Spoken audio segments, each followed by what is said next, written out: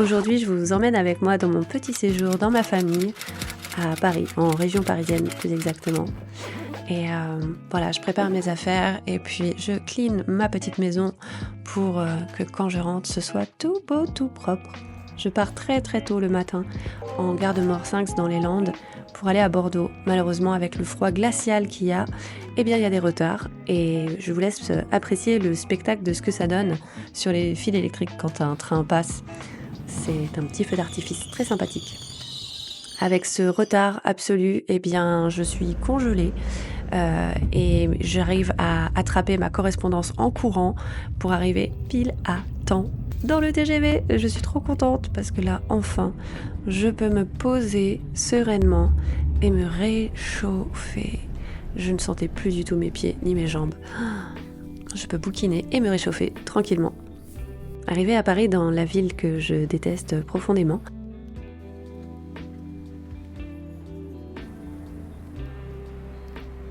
puis je retrouve mes parents et la maison avec une bonne tisane bien chaude pour là véritablement se réchauffer. Le lendemain matin, après une lecture akashique de bonne heure, je prends le temps de prendre un bon petit déjeuner et de bouquiner tranquillement. Malheureusement, la météo du jour au lendemain a changé et nous étions dans la brume, le froid et l'humidité, bien glacés. On a pris le temps avec mon cher padre, dit Pounou. Ah bon, on fait la boutique de Moumouine, c'est très bien. Puis je lui explique un petit peu tous mes projets pour recomposer et recalibrer ma vie professionnelle. Je les ai convertis au Quirkle, donc on a fait des petites soirées à jouer. Et ça m'a fait trop plaisir de partager ces moments avec eux. Petite mission aussi de restauration d'un tableau pour ma maman. Un tableau qui raconte une histoire assez importante pour sa vie. Et pour la préparation du tableau, on s'est dit qu'on ferait ça avec des pastels pour pouvoir le rééclaircir de manière progressive et douce pour avoir une marge d'erreur potentielle. C'est un chef-d'œuvre de tristitude. Mais il a foncé, hein. C'était pas comme ça au début. En sortant à droite du conservatoire, je prenais ce passage tout en escalier. Un jour, j'ai dit à Bacha, je ne saurais jamais pourquoi, je l'appelle Petit Paris. J'avais 9 ans. Il n'y avait même pas de vraie carte postale à l'époque. Quand par exemple quelqu'un avait une carte postale envoyée de la famille aux États-Unis et tout, il allait la montrer à tout le monde. C'était quelque chose comme pas un événement, mais tiens, regarde la postcard, voilà, c'est... On était, ton père et moi, à Petit Paris, tout ce qui s'est passé et tout. Bon, ça veut dire que j'étais déjà comme dans une précognition de ce qui allait arriver, je suppose.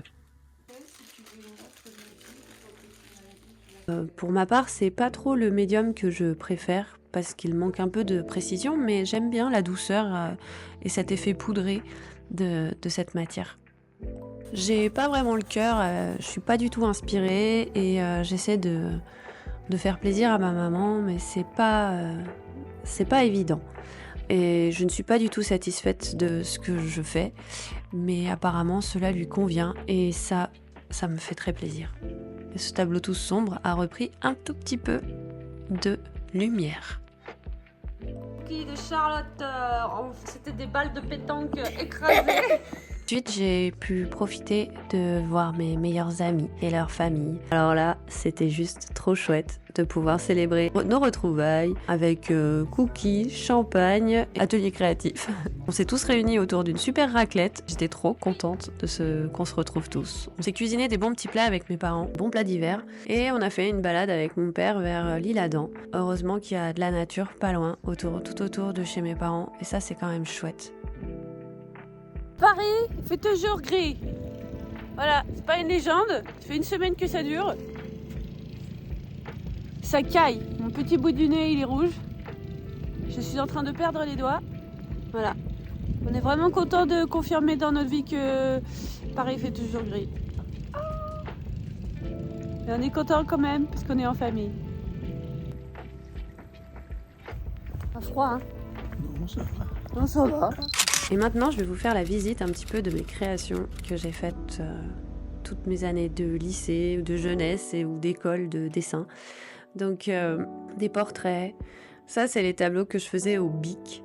Voilà, c'était ma grande passion, le bic, quand j'étais au lycée, de faire des grands formats, tout au bic, inspiré clairement de Niki de Saint-Phal et de nos expositions d'art contemporain.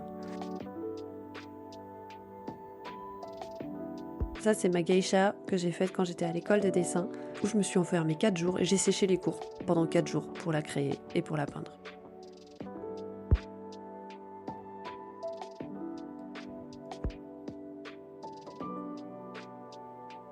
Un beau vitrail de ma maman et une illustration numérique que j'avais faite et puis imprimée sur une sorte de plexiglas.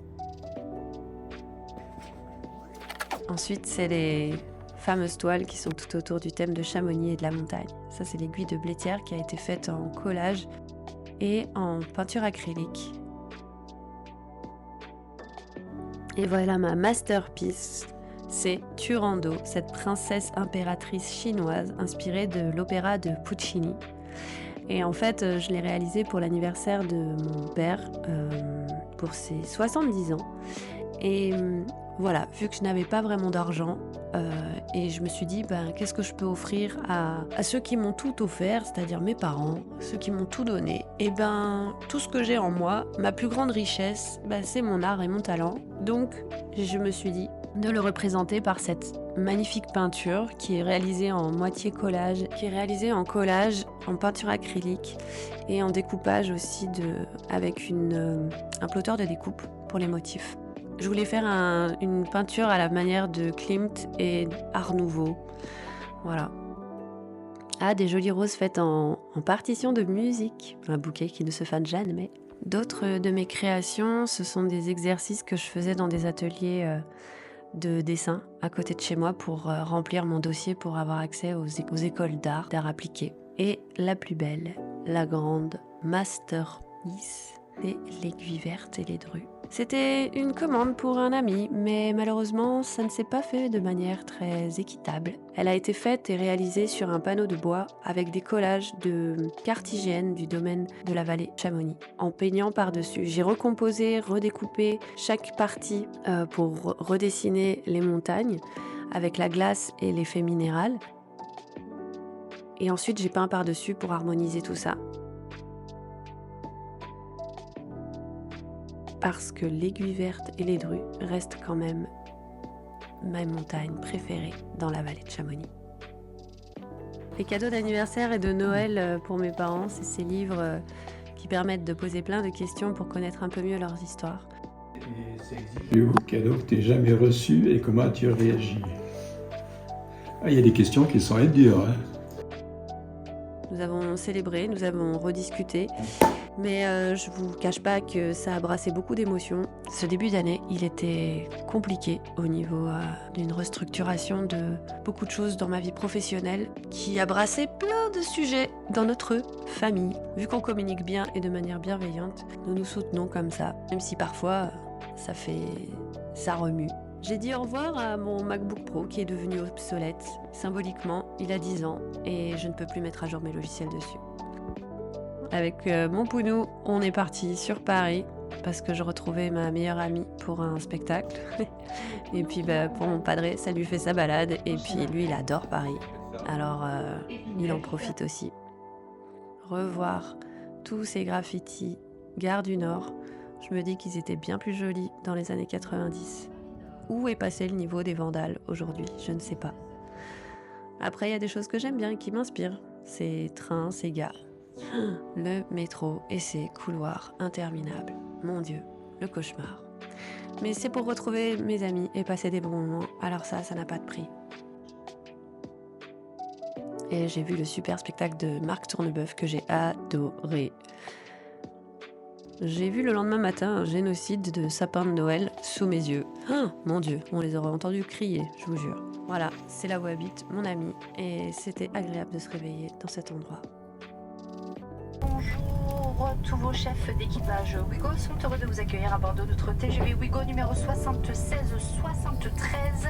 Ce Ouigo est en direction terminus la gare de Toulouse-Matabio. Entre-temps, il desservira la gare de Massy, Bordeaux-Saint-Jean, Agen, Montauban et donc son terminus Toulouse-Matabio. Heure d'arrivée prévue 17h28. Je suis heureuse de repartir dans mes landes, loin de la ville, parce que j'ai besoin de nature dans ma vie. C'était un séjour assez dense et intense en émotions, mais nécessaire et très agréable de voir surtout les gens que j'aime.